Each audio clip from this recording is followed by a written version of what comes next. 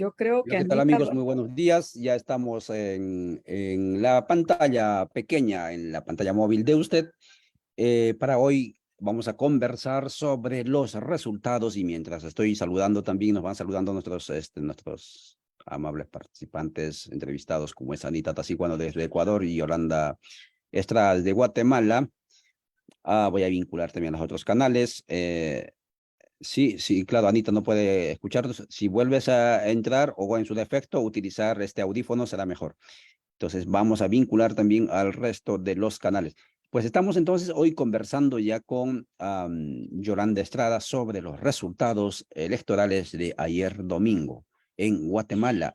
Cerca de 3.9 millones de personas estaban convocadas, habilitadas a votar y ayer efectivamente se hizo la segunda vuelta. Habían quedado para la segunda vuelta el pasado 25 de junio dos candidatos, dos propuestas políticas de tendencia socialdemócrata, se dice, ambos de tendencia neoliberal, como está claro.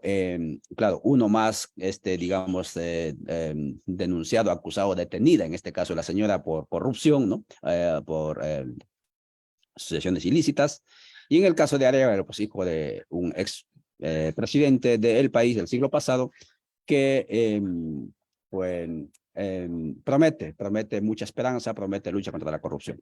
Eso fue lo que ocurrió en Guatemala. Así que adelante, por favor, Yolanda, puedes saludar y luego también, Anita, si puedes activar tu micrófono y saluden, por favor, mientras yo voy activando, vinculando a los otros canales esta transmisión. Adelante, por favor, Yolanda. muy bien, buenos días. Primeramente a ti, Juvenal, Anita, mucho gusto. Es un honor compartir contigo estos espacios. Igualmente, buenos días a la amable audiencia que tiene a bien escuchar estas reflexiones, estos pequeños aportes analíticos que queremos dejar en esta acción el día de hoy. Buenos días, buenas tardes, quizá buenas noches incluso, porque se está viendo esta transmisión en las diferentes latitudes a nivel mundial. Muchas gracias. Anita, por favor, si puedes activar tu micrófono, también hacer el respectivo saludo a la audiencia que ya te están viendo. Aló, ¿me escuchan? Adelante.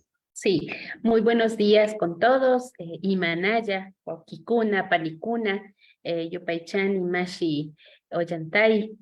Esta invitación para nosotros ha sido fundamental. Soy Ana Lucía Tasiguano, soy de una comuna originaria del pueblo Quitucara de Ecuador y estoy pues lista para poder compartir un saludo muy fraterno a mi compañera Yolanda, porque qué bueno que den las voces a las mujeres, la percepción de las mujeres frente a estas situaciones de país, como cuidadoras, progenitoras, siempre estamos como mucho más sensibles a las situaciones que van pasando y de manera a veces fuerte en cada país, y por eso mismo nuestro aporte, nuestra palabra puede de alguna manera apoyar en un proceso de reivindicación de lucha de los pueblos. Muy buenos días, estimados compañeros. Muchas gracias, Anita, y gracias también a ti, Yolanda, por estar con nosotros en este espacio. Para nosotros también es grato tenerlos a ustedes, porque claro, no tenemos la información suficiente de lo que va ocurriendo en cada uno de estos países, como es el caso de Ecuador y en este caso de Guatemala. Tenemos un poco más elementos, pero los que nos siguen de otras partes tampoco tienen elementos de Guatemala. Por eso es que creamos este espacio para que usted pueda tener algunos elementos, insumos, para que pueda generar su propia opinión. Directamente vámonos, Yolanda, contigo entonces. Hemos sido testigos aquí de una, digamos, batalla apoteósica, diría yo así. Empresarios unidos, ¿no? Tanto sectores lícitos, pero sobre todo ilícitos, ¿no? En contra de la propuesta de Semilla, ¿sí? El Arévalo, ¿no? Como dije inicialmente, ninguno está fuera de la propuesta neoliberal. Ambos son pro-neoliberales y ambos van a Washington, ¿no? Y eso no lo digo yo, todos lo tienen constatado allí, para coordinar las políticas en Guatemala, y lo han hecho. Pero sin embargo, esta actitud, ¿no? De todos, incluyendo sectores eclesiales, ¿no? Pastores, etcétera, empresas religiosas, junto a Arévalo. Pusieron bastante dinero, Sí, eso sí consta, a mí me consta. Yo vi, sí, cómo han hecho banquetes ayer mismo, ¿no? Que cerraron calles aquí en el municipio donde vivo, ¿no? Y estaban dando comida, pero hacía la gente que venía y hacían fila y entregaba. Muy bien. La pregunta es, ¿quién ganó? Ganó esa política tradicional del acarreo, de poner dinero, pagar a la gente, no importa que sean narcodólares, pero pagar a la gente y mantenerse así en el poder cada 4 años y acumular riqueza, o ganó la esperanza. Y ahí incorporarías, por favor, si acaso, el 55%, 56% del abstencionismo, ¿no? Especialmente en el área rural, ¿no? O sea, las ciudades votaron, pero el área rural no votó. Adelante, por favor, Yolanda. Gracias, Juvenal. Yo creo que es importante analizar justamente de manera breve, quizá, porque ya lo has abordado en otras actividades, en otros programas, pero no está de más señalar quién era Semilla y quién es, o mejor dicho, la UNE y quién es Semilla. Inicio partiendo esta reflexión diciendo que yo voté por Semilla. Luego lo voy a retomar.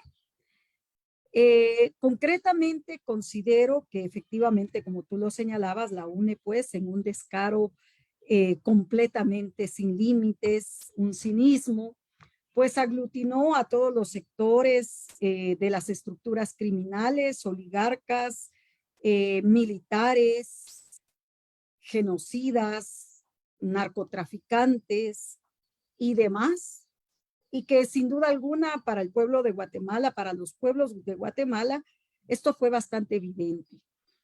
Por otro lado está Semilla, que es un proyecto socialdemócrata, por supuesto institucionalista, que está apoyado también por oligarcas que han sido responsables de todo el empobrecimiento y el desangramiento, principalmente de los pueblos indígenas, también incluso posiblemente apoyado por ciertas facciones militares y por supuesto apoyado enormemente por estas instituciones a nivel internacional que sabemos nosotros muy bien a qué le juegan, ¿no? Entonces, la pregunta aquí es, por ejemplo, la OEA, el Senado norteamericano, la ONU y demás instancias que sabemos nosotros qué papel han jugado en la historia de los pueblos en América Latina. Ahora bien, el punto acá es, ¿por qué voto por Semilla? Si aún así sé que esta situación es bastante obvia, por diferentes factores. Tan obvio es el hecho de la UNE como tan obvio es el hecho de que el proyecto Semilla pues tiene toda esa correlacionalidad de fuerzas a su favor. ¿Por qué voto por Semilla entonces? Y va relacionado con la pregunta que me haces. Voto por Semilla porque sí creo en la capacidad de agencia que tienen personas honorables que están apoyando este proyecto como tal. Sin alejarme del pensamiento crítico, del análisis crítico que hago a este proyecto, sí creo que si esa capacidad de agencia de personas que conozco, cercanas o no muy cercanas, prevalece, puede ser el inicio de un caminar. No es que tengamos la idea que Semilla, igual con la correlación de fuerzas que hay en el Congreso, tan devastadora, tan poco esperanzadora, pueda hacer algo en 4 años, pero sí hay voluntad política, puede ser el inicio de empezar a abrir las puertas para que verdaderamente se cimiente una esperanza que no solo espera, sino que acciona en el día a día a favor precisamente de la vida digna y de la justicia social. Entonces, en términos concretos, creo que aún con el abstencionismo que justamente señalabas, que nos dice bastante, que nos ha marcado prácticamente las elecciones en Guatemala en los últimos procesos eleccionarios, un 55.01%, no acude a las urnas precisamente por el desgaste de este proceso electoral y de un Estado fallido que ya fue bastante evidente, que requiere una transformación. Vemos pues que a pesar de todo el dineral que la UNE pudo haber invertido, la correlación de fuerzas hoy no les favorece. Posiblemente, y quiero decirlo, Juvenal, y con eso quizá voy terminando, por el mea culpa, un mea culpa que creo yo, habrá que decirlo, se traduce quizá en, no sé, en una acción concreta por parte de estas élites de poder que han visto a un pacto de corruptos que se ha empoderado literalmente, que se ha puesto respondón y que ya no baila al ritmo que le están tocando. Y eso es un gran riesgo. Es un gran riesgo para los proyectos concretos que se tienen, para las inversiones transnacionales, para la zona, para la garantía de sostenimiento de la zona de influencia. Por eso hablo de un mea culpa que se traduce con una debilidad incluso a nivel internacional de la hegemonía norteamericana, por ejemplo, en Guatemala. ¿Por qué? Porque con todos los proyectos, este pacto debidamente cohesionado, se les ha puesto respondón. Y digámoslo de esta manera muy coloquial, esto puede ser traducido también como una debilidad ante la supuesta hegemonía del imperialismo, del capital transnacional, etcétera. Entonces yo lo veo de esa manera. No podemos estar ciegos ante esta realidad, no podemos pecar de triunfalismos ni de romanticismos, porque no nos conviene. Creo que tenemos que aterrizar, poner los pies sobre la tierra y empezar a caminar sobre una tierra sólida que verdaderamente genere posibilidades de abrir brechas, de abrir las tan anheladas veredas verdes, los caminos anchos y los caminos planos. Gracias, Juvenal. Muchas gracias, Yolanda Estrada, conversando con nosotros sobre los resultados electorales de Guatemala. Ayer Guatemala decide 2023, para elegir a su presidenta, presidente o vicepresidente. En este caso eligieron un presidente y una vicepresidenta, que ambos vienen del área de la academia, vienen de una trayectoria, digamos, por lo menos literaria, ¿no? De lo que se llamaría la revolución, por el caso del padre de Arévalo, ¿no? De la segunda revolución liberal que vivió Guatemala, que por cierto ha habido cambios, y esa es la valla que tiene que vencer seguramente, o a donde tiene que llegar Arévalo, y esas son las grandes, no sé, las razones de la esperanza que se activa en el país. Anita Tasiguando, voy contigo hasta Ecuador. También Ecuador ayer vivió en un proceso electoral bastante sui generis particular. Ya les explicábamos, a raíz de la muerte cruzada que el presidente Lasso hiciera al Congreso de la República, en este caso a la Asamblea del Ecuador. Lo despidió a los 137 y también dijo, yo me voy, y esto está en la Constitución, y entonces que vengan elecciones. Hubo un proceso histórico bastante turbulento. En una de las entrevistas decíamos macabro, ¿sí? Nunca había visto yo en ningún lugar de donde estuve asistiendo, digamos, asesinar a candidato presidencial, a mansalva, así en la pantalla, en vivo y en directo. Eso lo vi en Ecuador, pero bueno, y hubo muertos, ¿no es cierto?, de alcaldes, etcétera, y otros actores políticos. La pregunta para ti, vamos a abordar y además en Ecuador hubo también consulta, escuche bien esto, consulta sobre si se queda el petróleo bajo la tierra o se saca de un área digamos, de una biosfera, ¿no?, de un área protegida. Vamos a hablar también de eso. Entonces eran dos actos, digamos, electorales, jurídicos, políticos ayer. El tema de la primera vuelta, en este caso elecciones generales, ¿no? Presidente y vicepresidente, o en su caso presidente y vicepresidenta, a asambleístas, pero también la consulta sobre Yasuní, si se queda o no se queda el petróleo bajo tierra, eso fue la pregunta. Muy bien, Anita, ya es 21, ya es de junio, ya 9:19 minutos aquí, ya son 10:19.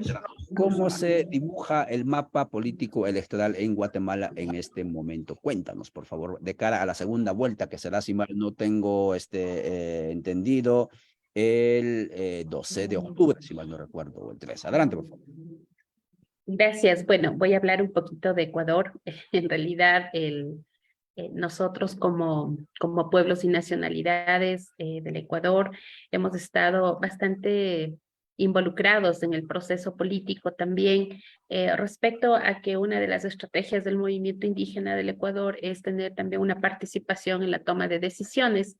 Sin embargo, hemos tenido también algunos altercados respecto a alguna usurpación y mal uso de lo que significa no solo los símbolos, sino sobre todo los propósitos y objetivos que tiene el movimiento indígena en el Ecuador para hacer esta participación política.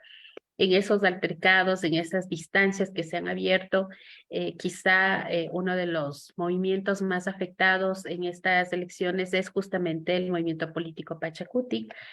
Sin embargo, nosotros, más allá de ese espacio como de inflexión que vamos a tener en este procedimiento de trabajo con las bases, más bien del movimiento indígena, está el hecho de que en un contexto tan conflictivo, como tú lo mencionas, querido compañero, nunca antes visto en el Ecuador, de pronto un aceleramiento de la violencia directa, enfocada sobre todo a los políticos, nos da cuenta de que hay una línea de cooptación o una línea de influencia de organizaciones delictivas, de organizaciones que están involucrándose en un tema de la toma de decisión de un país. Ya no es esta delincuencia de barrio, no es este robo de cartera, el estruchante, no, ya no es eso, sino que está marcándose hacia una plataforma y una estructura de país que sí trae la preocupación de cuáles serían los roles que tienen no solo el movimiento indígena, en nuestro caso el movimiento afrodescendiente, el movimiento montubio, sino ya la sociedad en general, cómo se está mapeando la participación política, los impactos de la participación política y los actores políticos. En ese sentido, el haber sido víctimas de esta violencia sin precedentes a candidatos ya elegidos, a precandidatos y al candidato presidenciable en las semanas pasadas, marca una tendencia de que el país tiene como dos grupos muy fuertes, ¿no? El lado de la esperanza, el lado que quiere ya salir de esto por las nuevas generaciones, que se va a enfocar en trabajar para evitar estas violencias, para darle lucha a la violencia, y también el otro que sería prácticamente subordinarse, ¿no? a estas mafias, a este crimen organizado. Nosotros hemos visto las experiencias de nuestro hermano país Colombia, cómo desangró toda su sociedad tantos años por esta inserción, este impacto, esta horrible integración de las mafias en el sistema político, y realmente eso no es lo que nosotros buscamos. Temíamos como país que incluso fracasen las elecciones, es decir, se pospongan, se anulen o haya otro tipo de participación, pero bueno, se avanzó con el tema de la planificación electoral, se ejecutó el proceso electoral y ahora tenemos pues dos tendencias. Una de las tendencias pues bastante ya más segura desde tiempos atrás, desde las últimas elecciones seccionales en las cuales ganó un espacio importante de representación y que prácticamente iba como en escalada y era para el país bastante conocido que era una de las opciones que iban a quedar en la preferencia, ¿no?, nacional. Y de la segunda persona, candidato que iba a estar para la segunda vuelta, pues no estaba. Es una sorpresa para el país entero, es una sorpresa que esté la tendencia de la familia, una de las familias más importantes de acá del Ecuador en cuanto a la parte económica, y es resultado justamente de esta, primero, cantidad de candidatos, que creo que eso nos pasa a todos los países, ¿no? Hay demasiadas líneas que algunas son las mismas, otras como de diferente nombre nada más, y que hace que la decisión de la sociedad vaya muy parcializada. En nuestro caso tuvimos 8 candidatos. Muchos de ellos pudieron haber sido más unificadores, ¿no? Pero no, cada quien peleó su espacio. Producto de eso tenemos candidatos que no llegan ni al 1%, tenemos candidatos que prácticamente han retirado el voto de lograr una consolidación de propuestas. Entonces, la gran sorpresa es que ahora tenemos a la tendencia ya establecida y una nueva tendencia que representa más o se vende más o se expresa más como la tendencia innovadora, ¿no? De la juventud, de la capacidad de emprendimiento, de la capacidad de lograr sustentarse en un sistema capitalista como el que vivimos. Entonces, el mapa político ahora va como en esa referencia, ¿no? En esa referencia eh, incluso de una visión intergeneracional, ¿no? De una visión de cómo va generándose la idea y propuesta desde la juventud, de esa juventud que ha estudiado, que ha hecho alguna labor, qué sé yo, de emprendimiento como familia. Y la otra tendencia que tiene como la experiencia de haber estado no solo con conocimiento en la función pública, sino de haber sido parte de un gobierno al que se le ha considerado como propulsor de algunas ideas, sobre todo en la base social, que gracias que la sociedad lo ha visto como positivo y que están pues proponiendo volverlo a hacer en estos tiempos, ¿no? Recuperar mucho el trabajo por lo social, por los derechos, y de todas maneras la sociedad ecuatoriana todavía un poco en shock, no eh, sabe que tiene que ir a una segunda vuelta. Lo que aspiramos, y yo creo que eso es el sentir de toda la población, es que no se transforme otra vez en una idea, en una decisión por odio o una decisión por sectarismo, sino que esperamos que los compañeros candidatos desarrollen más sus propuestas, que detallen más sus propuestas y en el caso particular de pueblos y nacionalidades, que haya una línea y un programa importante de prioridad para los guardianes del ambiente, para los guardianes de la identidad, del patrimonio, de las lenguas, que son los pueblos y nacionalidades, y que no por eso estamos en resguardos, ¿no? Sino que además le participamos y trabajamos en la vida cotidiana del país. Hasta ahí, mi querido Yantay. Muchas gracias, Anita Tasiguano, conversando con nosotros cuando son 9:27 en este espacio de Radio Victoria, Codeca Guatemala, Rondas Campesinas del Perú y otros canales donde transmitimos estos contenidos, analizando sobre los resultados que deja esta primera vuelta en el Ecuador. Unas elecciones bastante particulares, pero al fin y al cabo los pueblos hablaron y ahí tenemos dos opciones. Una mujer, como es Luisa González del movimiento Alianza País, no, Revolución Ciudadana, y Noboa, ¿sí? Daniel Noboa, que es hijo del famoso presidente político en el Ecuador, muy conocido también en el continente en décadas pasadas. Voy contigo, Yolanda Estrada, hasta Guatemala y sigamos hablando de Guatemala. Para nadie es, y seguramente también Anita lo conoce esto, para nadie es novedad esto de la trifulca, ¿no?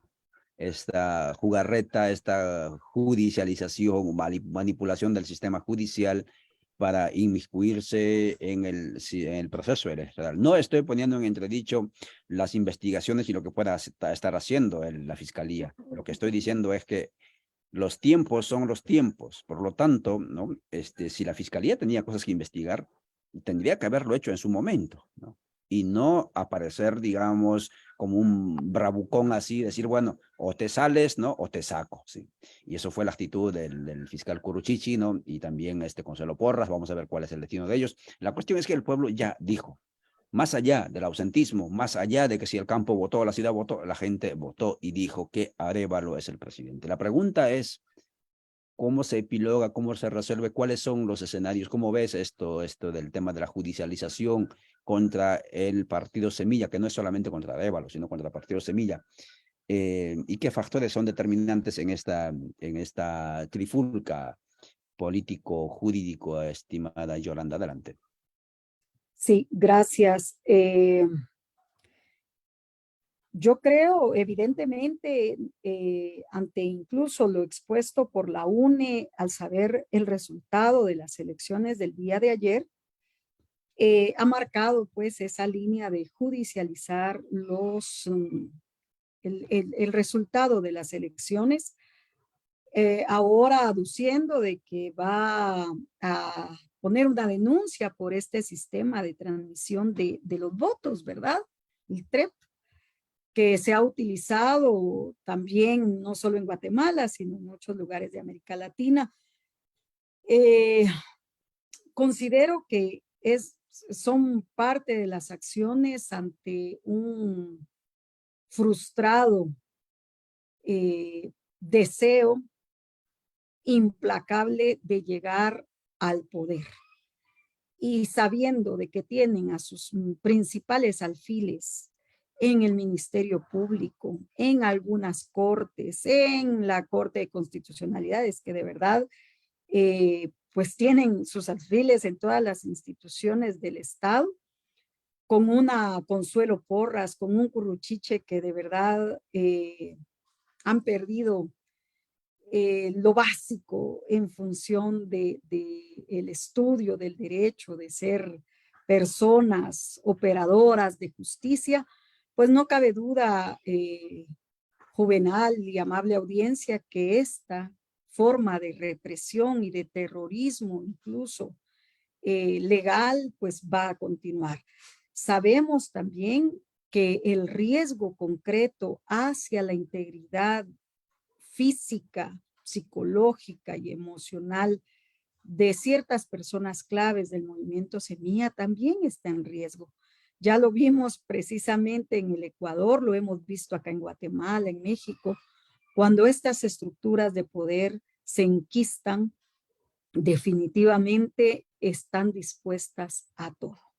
Y ellos, que no nos extrañe, ya seguramente vieron, hicieron la lectura de que Semilla ganaba, pues entonces ahora se van por la vía legal y quien quita podrán incluso atentar contra la integridad de las personas que son claves en este proceso. Considero que en el caso de Semilla, los factores determinantes, incluso para todos los pueblos en Guatemala, va a ser seguir articulando, seguir fortaleciendo organización de base que pueda en un momento determinado generar cierta correlación de poder en la lucha, incluso en las calles, en todos los espacios de resistencia.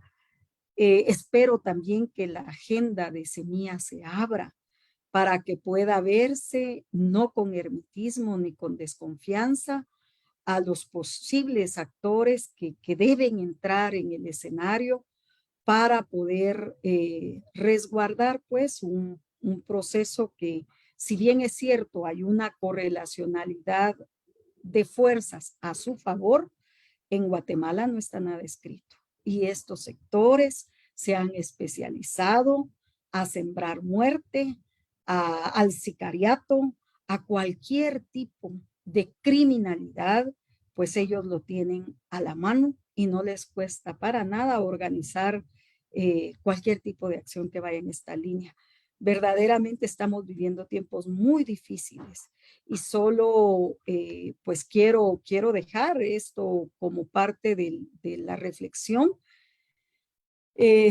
Bueno, la verdad hay que empezar a trabajar, como digo, comunidades orgánicas de base, con liderazgos abiertos, dialógicos, pero quizá me refiero a ello en la próxima intervención. Muchas gracias, Yolanda Estrada, por esa reflexión que nos haces justamente sobre cómo se va a resolver este tema tan indeterminado semana que inicia aparecen más amenazas. Eso, es que lo que decimos bravuconada, o sea, que no tiene otro nombre. Y allí, por más que tengan, digamos, la anuencia y el acompañamiento de la embajada norteamericana, ¿no? Y por más que haya legitimidad, digamos, de las urnas, ellos están legalmente enquistados allí en el poder y por lo tanto cuando quieran lo van a sacar, ¿no? Así es como opera el sistema democrático en Guatemala. Ojalá que esto no ocurra. Anita, te saliste de la sala y si no es así, sí, yo no lo veo. Anita salió de la sala. Y entrábamos con la siguiente pregunta con ella. Pero vayamos avanzando contigo, Yolanda. Son las 9:34. Estamos conversando con Yolanda Estrada y Anita Tasiguano desde el Ecuador y Yolanda desde Guatemala sobre los resultados del proceso electoral que se realizó ayer, domingo 20 de agosto. Histórico porque Guatemala y Ecuador fueron a las urnas. Te preguntaba también la otra cuestión de cuáles son los principales desafíos urgentes, inmediatos, que Arévalo tiene que hacer frente en el caso de Guatemala. Puesto que seamos honestos, Arévalo, por más que tenga, digamos, esos cerca de 900,000 votos por encima del resto de su contrincante, ¿no? Al fin y al cabo sigue teniendo la misma cantidad de votos, tomando en cuenta incluso los 2 millones de jóvenes que se han incorporado al padrón electoral, etcétera, en estos 4 años, sigue teniendo la misma cantidad de votos en los procesos electorales, es decir, 2 millones de votos más o menos. Y hay otros 9 millones, 7 millones cerca, ¿no? Que no están allí, ¿no? Pero bueno, el asunto está Aló. allí. Adelante, sí, estás ingresando nuevamente a Anita. Entonces, Yolanda, Sí. la pregunta es, ¿cuáles son las tareas fundamentales, desafíos fundamentales que tiene Arévalo que no va a tener etapa de luna de miel? No le van a dar seguramente. No tanto los actores populares, porque lo que normalmente ocurre, amigas y amigos, es que quien le quita a los gobernantes la luna de miel, esa etapa, ¿no es cierto?, de 2, 3 meses, ¿no?, de quietud, de disfrutar del triunfo, esta vez no van a ser los actores populares, van a ser el sector empresarial corrupto, ¿no? Adelante, por favor, Yolanda. Sí, efectivamente, yo veo que sin lugar a dudas el camino es escabroso. De las diversas maneras y perspectivas que lo veamos, es un camino muy tortuoso que en un país como el nuestro sabemos cómo puede irse finiquitando una pequeña luz de esperanza que en este momento hoy nos conmueve. Yo quiero solo retomar algo que Anita decía y que me parece bastante interesante retomar. ¿Bajo qué costo estamos teniendo este pequeño rayo de esperanza para nosotros? Quizá con esa necia idea como pueblos de ver un poco de esperanza, aún en escenarios que sabemos cómo se tejen, pero que pueden dar esa bocanada de oxígeno. Anita decía algo, bueno, el mayor golpe en el proceso electoral lo han tenido los pueblos indígenas. En el caso de Guatemala es la misma historia. Dos opciones socialdemócratas, neoliberales, institucionalistas, ¿verdad? Propias de un Estado-nación liberal, llegan a costa de qué? A costa de un duro golpe para el movimiento organizado de los pueblos indígenas. Esto creo yo que vale la pena subrayarlo. ¿Por qué? Porque es parte del desafío. Es parte del desafío y como tal lo señalabas tú también, Anita, acá en Guatemala debemos reconocer que, por ejemplo, el que no estuviera Telma Cabrera, el binomio con Jordán Rodas en un proceso de elecciones, pues dio margen a que la gente pues tendiera a reconocer más el trabajo de Semilla. Esto pudo haber sido parte de este entramado del proyecto Semilla como tal y de las correlaciones que vimos, pero hoy es hoy y ante la acción actual, ¿qué es lo que queda? El desafío más grande para Semilla sería generar espacios dialógicos verdaderamente buscando ese diálogo como tal. Suena redundante, pero no es lo mismo hablar que dialogar. Esa capacidad de escuchar, capacidad de comprender los pensamientos, las visiones y cosmovisiones otras, esa capacidad de empatía histórica por la otredad. Eso es un enorme desafío porque estamos hablando de un proyecto de clases medias, de gente mestiza, que debe empezar a construir articulación, pero sobre esa base del diálogo. También debe aprovechar esa organización que puede determinar una base social que ya inició. Les comento, nosotros en la Digna Resistencia, que llevamos más de un año luchando por una usurpación que se llevó a cabo en la Universidad de San Carlos de Guatemala, ahí se han movido compañeros docentes que reconozco con una integridad totalmente intachable, que han apoyado al movimiento Semilla. Estos actos de agencia de cada uno de los sectores deben ser aprovechados con mucho ojo, por supuesto, porque sabemos que en Río Revuelto ganancia de pescadores y habrá gente que se acerca no con los propósitos nobles y éticos como lo pueden hacer estos grupos que les menciono. Creo también que en el caso del desafío concretamente para Semilla, va a ser esa capacidad de asumir una agenda propia, que se aleje de las fuerzas hegemónicas y que logre verdaderamente verse y vernos a todos y a todas quienes tenemos el deseo de una Guatemala diferente y hemos luchado por ello. Yo recuerdo mucho el caso de Monseñor Romero, por ejemplo, Juvenal, que él era señalado de derecha y era una persona que había crecido en una familia bien.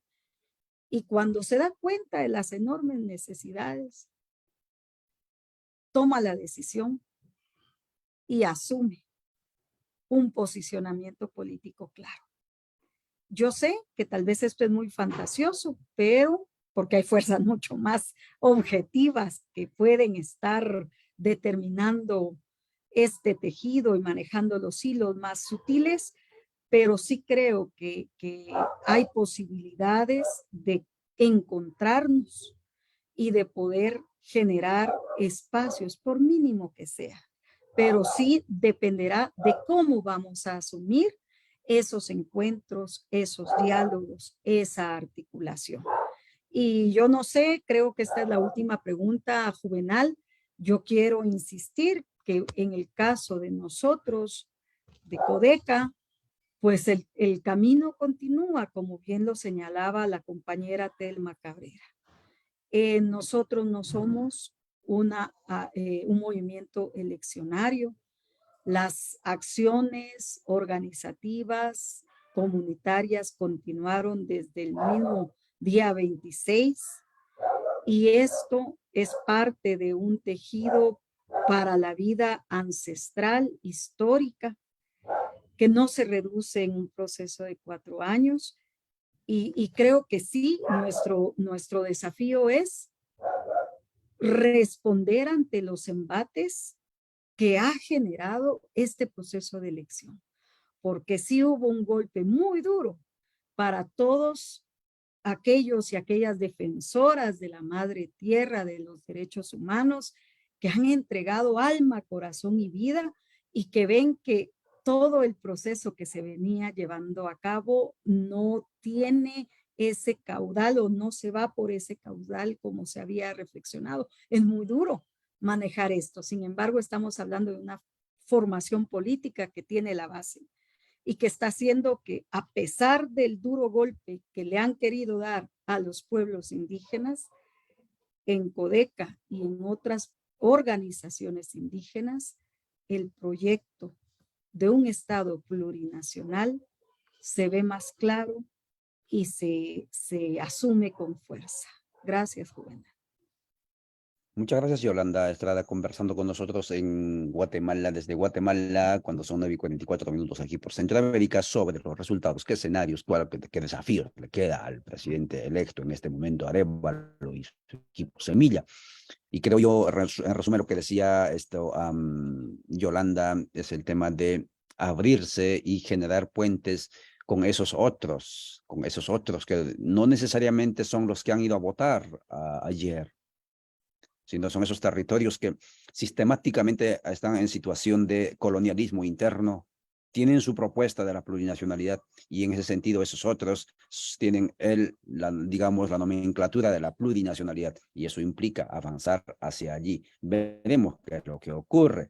Después de todo, sin el factor pueblo o pueblos, no es posible sostener ningún proceso de cambio por más que simbólicos sean, porque si vamos a esperar que los que nos han catapultado o respaldado para ganar elecciones nos van a mantener allí solo porque son benefactores de Guatemala, no va a ocurrir y el papá de Arévalo lo sabe. Fue Estados Unidos el que le dio el golpe al proyecto y ahora 70 años, 80 años después seguimos llorando esa desgracia que hizo Estados Unidos y en Estados Unidos no se puede confiar ni un milímetro, obviamente que no. Voy contigo, Anita, Tasiguano. Yolanda, te puedes quedar si gustas, podemos alguna pregunta al final. Anita, yo tengo dos preguntas más para ti. Una de las preguntas es Ecuador. Ayer salió a las urnas también con una consulta popular, consulta que aquí en Guatemala no tenemos porque ahí la Constitución dice, creo que es el 127 y 123, dice consulta en temas importantes del país, pero en la historia de Guatemala se han hecho solamente 2 consultas populares. Por lo tanto, para los que me van a escuchar desde Guatemala, esto que vamos a hablar con Anita va a ser raro, novedad. En el caso de Belice y en el caso de los acuerdos de paz fueron las únicas consultas que se hicieron aquí. Pero en el caso del Ecuador, o en esos constitucionalismos de la Viella del Sur, cada vez más, digamos, innovadores, ¿no? La consulta popular vía democracia participativa o mecanismo de participación, pues se ha ido constituyéndose en una praxis, por decirlo de alguna manera, constante. Ayer se le consultó al pueblo del Ecuador si estaban o no de acuerdo, no estaba en ese sentido la pregunta, pero sí o no el petróleo debajo de la tierra en Yasuní. Sí, porque eso es un tema desde tiempo de Correa. Correa lo rompió eso, ¿no? Y dijo, bueno, que se explote nuevamente, porque no llegó la plata por la deuda ecológica que se esperaba de Europa, ¿no? Y entonces, dijeron, ¿por qué vamos a seguir sacrificándonos? Necesitamos plata, explotemos. Y ayer se hizo la consulta, creo que son 2 lotes concretos o 3 lotes. La pregunta es, ¿ganó que el petróleo se quede bajo tierra? Con 59%. Escuchen bien ese grado de conciencia. ¿Qué está detrás de eso? No sé si hay conciencia ecológica, defensa de la madre tierra. Esa es la nueva humanidad que va surgiendo, identificado con tierra, no lo sé. Pero 59%. La pregunta, Anita, es, ¿cuáles son los impactos? ¿Qué consecuencias le trae a la economía del Estado, pero también a los actores de las transnacionales? Adelante, por favor, Anita. Anita, el micrófono, por favor, actívalo. Gracias. Gracias. Primero empezar diciendo que el llegar a una consulta popular de esta índole, bueno, en el caso de los 2 temas de consulta popular, ha sido producto de una demanda histórica de los pueblos y nacionalidades, del movimiento sobre todo que está instalado en la Amazonía, que tiene sus vínculos y tejidos con la sierra, en este cuidado, ¿no? Por la naturaleza, no solamente en la relatoría de decir que hay derechos de la naturaleza, sino efectivamente tener acciones políticas, acciones a largo plazo que permitan efectivizar ese derecho de la naturaleza.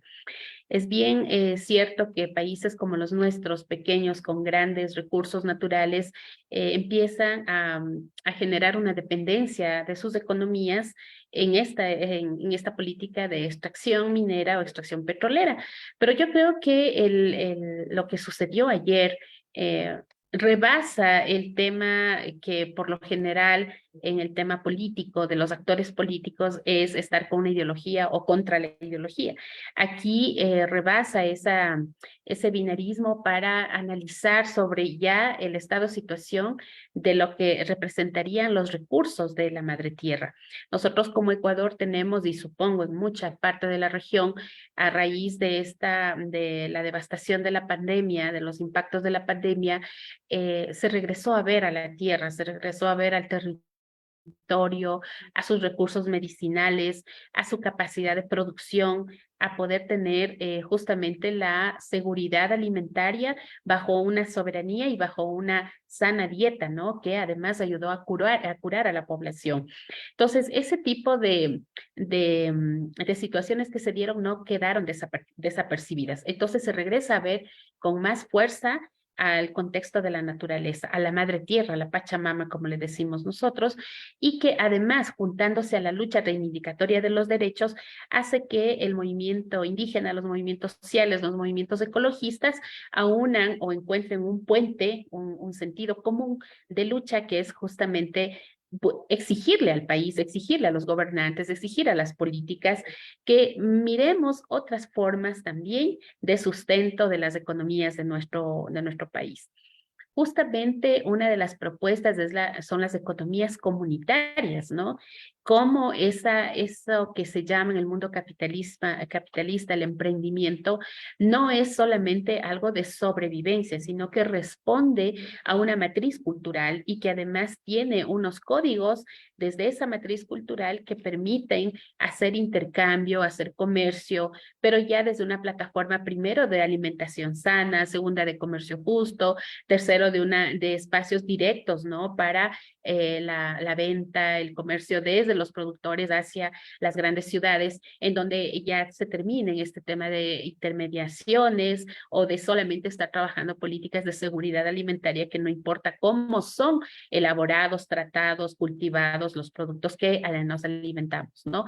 Entonces, todo eso hace la consulta popular no solamente es decir un sí, digamos, como para marcar en este binarismo del sí o el no, sino que es sí, sí queremos que se quede bajo tierra, pero eso no quiere decir que vamos a morir de hambre sobre el oro, como es la idea que por lo general se iba sentando, sino que hay muchas otras riquezas en el Ecuador, hay muchos otros recursos que podríamos generar, potenciar, la misma agricultura, la agricultura de chacra, ¿no? No es, nosotros decimos agricultura de chacra a esta agricultura que se diversifica, ¿no? Que puede tener varios elementos que también protegen los microorganismos, los abonos orgánicos, las semillas propias y que permiten que la alimentación se genere en abundancia y con salud.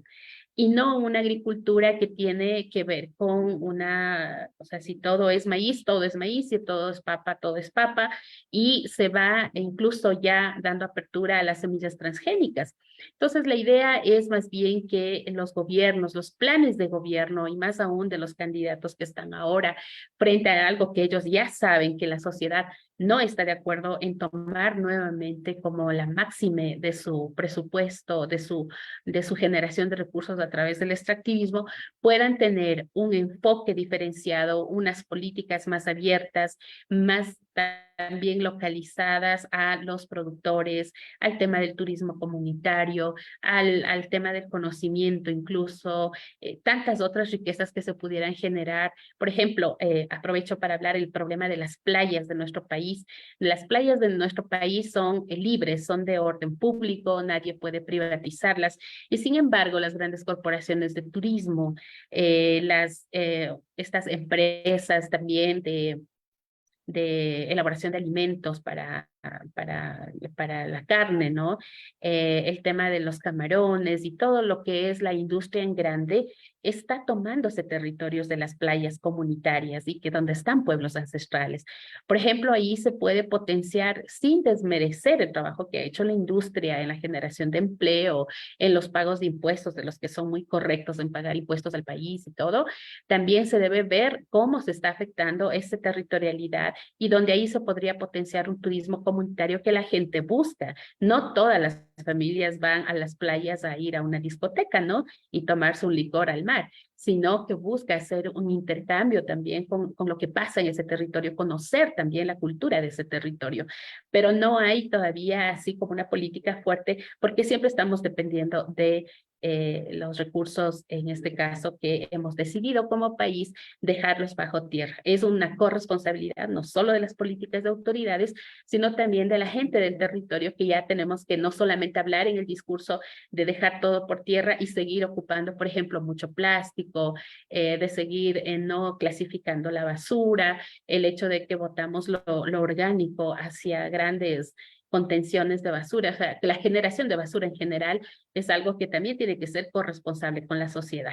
Y vamos más allá del discurso, también haciendo esta práctica cotidiana del cuidado medioambiental. Muchas gracias, Anita. Estás igual conversando con nosotros cuando son 9:54 minutos. Aprovechemos estos últimos minutos para preguntarle la última inquietud que teníamos. Los que observamos y acompañamos procesos de cambio continentales, vemos que en el Ecuador, especialmente en la última década, si acaso un poquito más, poquito menos, la opinión, por lo menos eso es lo que sale para afuera, pública, y digamos entre los actores, se ha, digamos, agotado o se ha reducido a esta confrontación de correístas y anticorreístas. Ahora con la emergencia de Luisa, histórica, porque creo que es la primera vez que una mujer llega a la primera vuelta, ¿no? Con la cantidad de votos que tiene. Se rompe ese binarismo que dices. ¿Qué pasa allí? Adelante, por favor. Esa es la aspiración de la sociedad. Creo que hemos estado secuestrados de este binarismo ideológico bastante tiempo, propulsado por un lado, por el otro, en donde el debate se minimizó a eso, ¿no? A que si tú, desde lo más básico, si tú tienes una foto con el uno y luego tienes la foto con el otro, ya hay un prejuicio de si eres traidor, no eres traidor, eres vendido, no eres vendido. Creo que limitamos tanto el debate y yo creo que allí, no creo, estoy segura que el movimiento indígena pudo poner una agenda diferente a nosotros como movimientos indígenas, como comunas, como comunidades, como pueblos, como nacionalidades. También intentaron muchas veces clasificarnos en eso, ¿no? En estar en un lado o en el otro. Y nosotros, en cambio, estamos hablando de lo que decía la hermana Yolanda, el trabajo desde el territorio, el trabajo simple y contundente de hacer vida comunitaria, de debatir en nuestras asambleas los problemas que nos están impactando y tomar solución colectiva, decisiones colectivas sobre lo que podemos ir planteando a quienes afectan a nuestro territorio o a quienes nosotros tenemos el derecho de acceder, sea temas de que mejoren la calidad de vida, de nuestra definición de calidad de vida. Entonces, eso es lo que ha sido como molestoso, digo yo, en esta lucha que es un poco cómplice de que no hayamos tenido una capacidad de resarcir muchos temas que han quedado pendientes para los pueblos, ¿no? Mucho de que la agenda de los pueblos y nacionalidades no sea tan prioritaria en muchos gobiernos y que además haya sido, al menos hace muchos años, haya sido utilizada, ¿no? Haya sido tomada solo su nombre, sus ideas, pero no sus personas, y que se haya generado estas divisiones a nivel político, digo yo, pero a nivel comunitario, a nivel del territorio, nosotros estamos claros lo que tenemos que hacer y lo vamos a seguir haciendo respecto al trabajo de este diálogo directo entre autoridades, entre las generaciones, con los ancianos, con los sabios, con los jóvenes, con los guaguas o los niños, que nosotros decimos que quienes son los que tomarán la posta. Entonces, el binarismo para nosotros ya queda en un debate que es muy conveniente para la parte propagandística de uno u otro partido. Aspiramos más bien, y yo estoy ahora apoyando en una función pública respecto a derechos de pueblos y nacionalidades, hago un llamado, es momento de presentar y detallar las propuestas que se tienen para el país, para los que siempre han estado históricamente excluidos, para los más vulnerables, para la educación, para la sociedad. Quien sea que lleve adelante la posta de nuestro país debe conversar con toda la diversidad que existe en el Ecuador y más aún con la diversidad de pueblos y nacionalidades que no hemos hecho poco por el país. nos hemos jugado mucho de nuestros procesos históricos han sido aportarle al país y no esta idea de que somos personas con las que no se pueden dialogar y caemos en temas de golpes de Estado, cosas así. Eso no tiene que ver. Nuestra lucha es desde el territorio, ahora desde todos los espacios que estamos, siempre luchando por los derechos. Eso queremos ver en los planes de gobierno, no si están con uno o con el otro. Eso ya es irrelevante. Es lo que van a hacer con el país. Muchísimas gracias, Anita Tasiguano. Son las 9:59 y vamos a darle un minutito a cada una de nuestras amables entrevistadas. Han tomado el tiempo de su agenda apretada para regalarnos a usted y a mí y los que van a ver en las plataformas en diferido esta entrevista. Yolanda, ¿algún mensaje puntual? Sabemos que Guatemala y Ecuador votaron en la misma dirección, la esperanza. Estaban en la misma situación también, de la esperanza y la incertidumbre, y ganó la esperanza. Un mensaje puntual, por favor, y también, Anita, para ir cerrando esto. Adelante, Yolanda. Gracias. Yo termino haciendo también un llamado a ese diálogo abierto, a ese diálogo horizontal, circular, sincero y franco, a la capacidad de vernos no como enemigos o como contrincantes, como ajenos a ese enorme anhelo de ver y de sentir y experienciar la vida digna para todas y todos. Estamos dispuestos a continuar trabajando. Si hay una enorme sabiduría que también hay que remarcar de los pueblos indígenas y que viene de la ancestralidad, es esa capacidad dialógica, es esa capacidad de trabajar por vida digna. Entonces, estamos acá dispuestas a continuar trabajando en los diversos espacios, abonando a ese tejido de vida. Esperamos, pues, que esto pueda ser una realidad con quienes ahora van a la cabeza de un organismo ejecutivo y que logre hacer una base articulada que pueda respaldar esta bocanada de oxígeno, este pequeño margen que posiblemente pueda dar pautas maravillosas más adelante. Gracias. Muchas gracias, Yolanda. Por favor, Anita. Bueno, primero saludar a los hermanos de la hermana República de Guatemala, le digo yo, a mis grandes amigos y conocidos de los pueblos originarios. Igual están acompañados por la lucha de los pueblos. Nos sentimos apoyados también con la lucha de Guatemala, estamos pendientes de lo que pasa en toda la región, porque nuestros pueblos originarios pues han estado mucho antes de que se transformen las repúblicas, así es que estamos muy unidos por eso. En segundo lugar, indicar que el Ecuador entra en un proceso de profunda reflexión. Siempre con todo esto que nos ha pasado, tenemos un reto, un desafío, la unidad en la diversidad. Si nosotros nos marcamos parcializados, sectorizados o en estos binarismos, en estas peleas binarias, quien sale ganando es el crimen organizado que intenta tomarse y cooptar a todo nuestro país.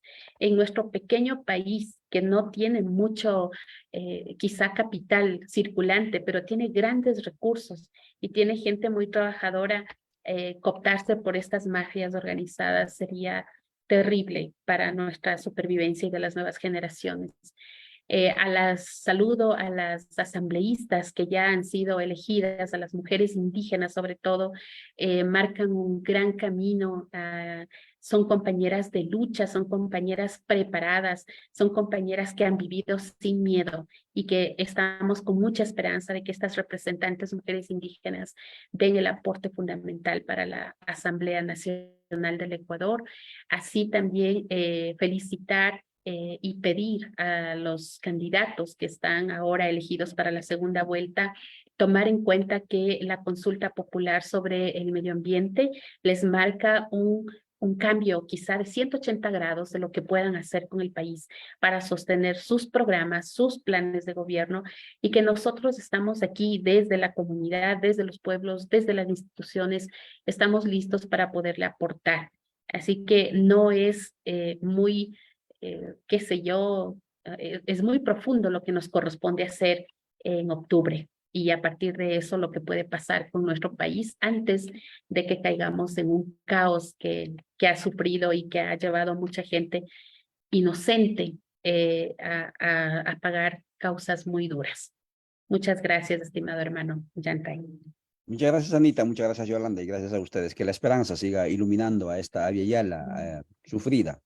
Alumbró ayer 20 de agosto, esperemos que alumbre el 15 de octubre en el Ecuador, segunda vuelta, y en Argentina el 22 de octubre. El miércoles nos veremos nuevamente por esta pantalla, amigas y amigos. Hablaremos sobre el Encuentro Mundial de Juventudes organizado por el Estado ruso, ¿sí?